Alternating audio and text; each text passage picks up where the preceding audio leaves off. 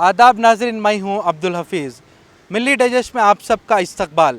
इस वक्त हम मौजूद हैं बेंगलुरु के फ्रीडम पार्क में। बेंगलुरु में किसान लीडरों ने एक प्रेस कॉन्फ्रेंस को बुलाया गया था, जिसमें राकेश टिकैत के ऊपर जो है एक हमला हुआ। उसके ख़िलाफ़ आज जो है बेंगलुरु के फ्रीडम पार्क में एसडीपीआई ने एक बड़ा एहतजाज को ऐलान किया है और यहाँ पर एसडीपीआई के कैडर्स और उनके लीडर्स जो है एहतजाज कर रहे हैं।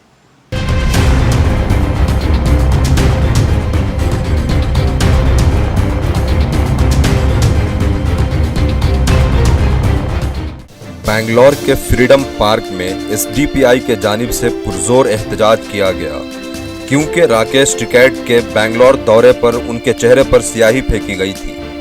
प्रोटेस्ट में स्याही फेंकने वालों के खिलाफ अरेस्टिंग की डिमांड की गई। एसडीपीआई के लीडर शाफी बिल्लारी ने कहा कि रियासत में लगातार ऐसी हरकतों से माहौल को ख़राब करने की कोशिश की जा रही है और हुकूमत के खिलाफ इंसाफ के लिए आवाज़ उठाने वाले एक्टिविस्टों को टारगेट और ह्यूमिलिएट किया जा रहा है।